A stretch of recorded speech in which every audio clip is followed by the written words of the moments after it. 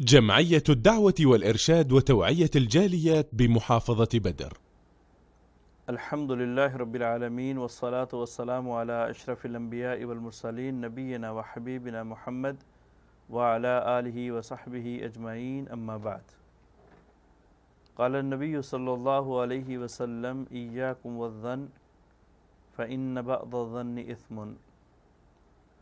محترم سامعین کرام، رسول اللہ صلی اللہ علیہ وسلم نے ارشاد فرمایا کہ گمان سے بچ کے رہو، گمان سے بچا کرو، کیونکہ بعض گمان یعنی برے گمان گناہ ہیں۔ محترم سامعین کرام، یہ ہماری مختصر سی زندگی، چھوٹی سی لائف، ہمیں چاہیے کہ ہم اس کو خوش اسلوبی کے ساتھ، خوشیوں کے ساتھ، آپس میں گھل مل کے اور آپس میں ایک ہو کے گزاریں۔ یہی شریعت ہم سے ریکمینڈ کرتی ہے اور یہی ہماری اس بہترین زندگی کو گزارنے کا راز ہے۔ اور انہی چیزوں کو حاصل کرنے کے لیے شریعت نے ہمیں مختلف قسم کی دوائیاں، مختلف قسم کی میڈیسن اور مختلف قسم کے طریقے بتائے ہیں۔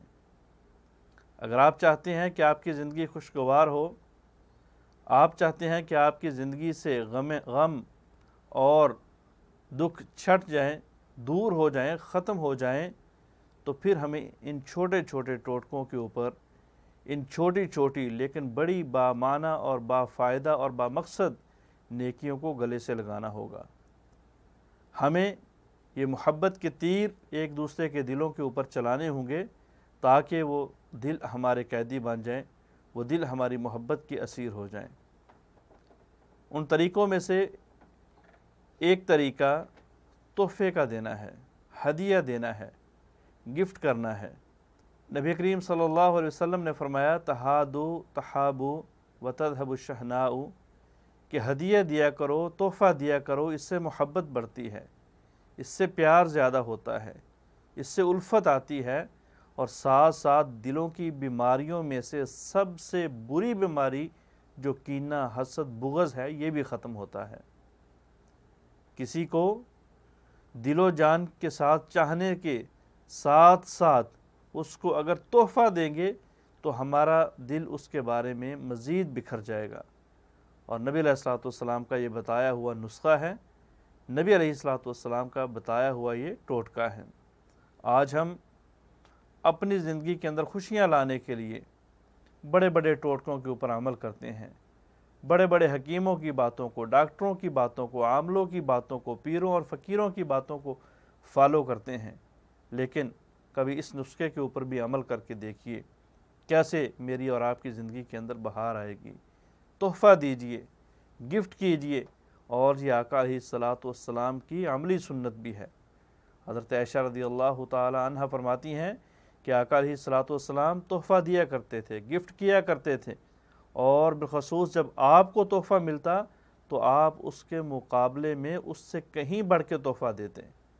مالیت کے اعتبار سے، خوبصورتی کے اعتبار سے، خلوص کے اعتبار سے آپ ہمیشہ دینے والے کے تحفے سے بڑھ کے تحفہ دیا کرتے تھے۔ ابراہیم زہری رحمہ اللہ فرماتے ہیں کہ میں نے عطیات یعنی لوگوں کو تحفے تحائف دینے کے لیے جو رقوم تھی، جو تحفے تھے، جو اشیاء تھیں، وہ اپنے باپ کے سامنے رکھی۔ میرے باپ نے کہا کہ دیکھو اور رشتہ داروں کی لسٹ تیار کرو۔ میں نے لسٹ تیار کر لی۔ کہا کوئی رہ تو نہیں گیا؟ کوئی نہیں رہ گیا، سب آ گئے ہیں، مکمل ہو گیا کام۔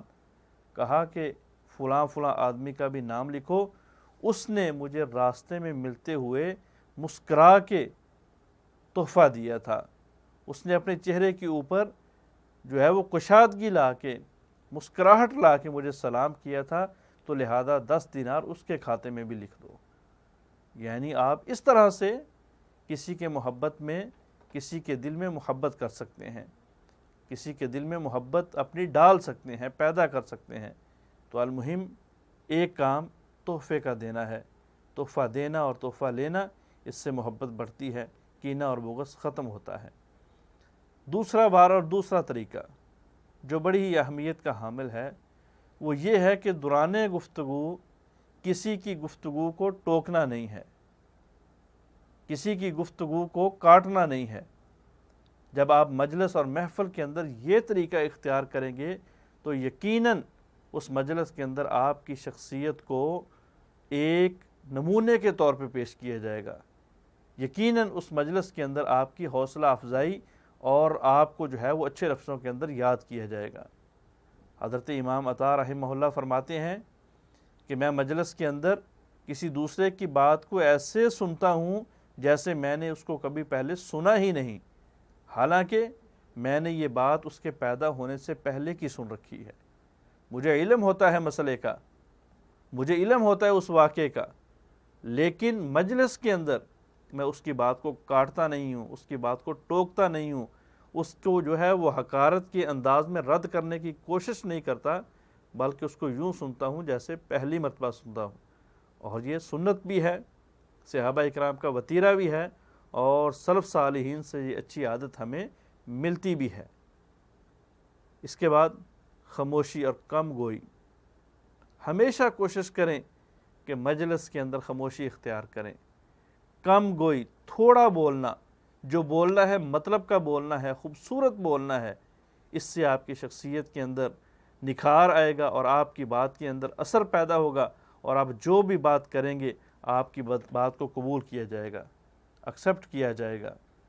نبی علیہ الصلوۃ والسلام نے فرمایا جو بات کرنا چاہے فَلْيَقُلْ خَيْرًا أَوْ لِيَصْمُتْ، وہ یا تو اچھی بات کرے یا پھر خاموش رہے۔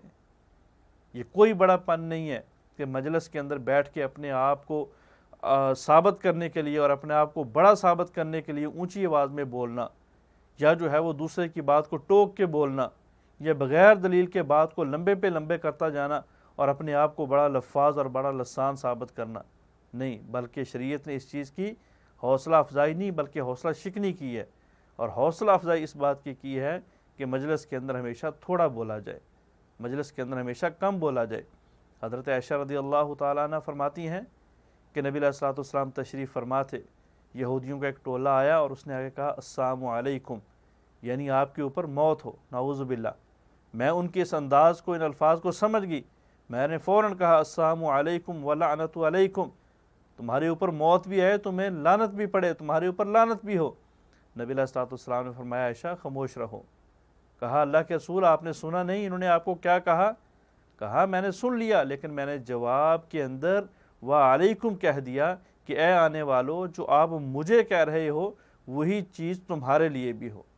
یعنی نبی علیہ الصلوۃ والسلام نے اس مجلس میں ان کلمات میں ہمیں جو درس دیا ہے وہ درس یہ ہے کہ کم گوئی، تھوڑا بولنا، تھوڑا بولو، اچھا بولو، جچے تلے الفاظ بولو۔ اسی لیے نبی علیہ الصلوۃ والسلام کی حدیث ہمہ وقت ہمارے ذہن میں رہنی چاہیے کہ کلام وہی ہوتی ہے جو تھوڑی ہوتی ہے لیکن بامعنی ہوتی ہے۔ اللہ سے دعا ہے کہ اللہ رب العالمین یہ عادات ہمیں اپنانے کی توفیق عطا فرمائے۔ السلام علیکم ورحمۃ اللہ وبرکاتہ۔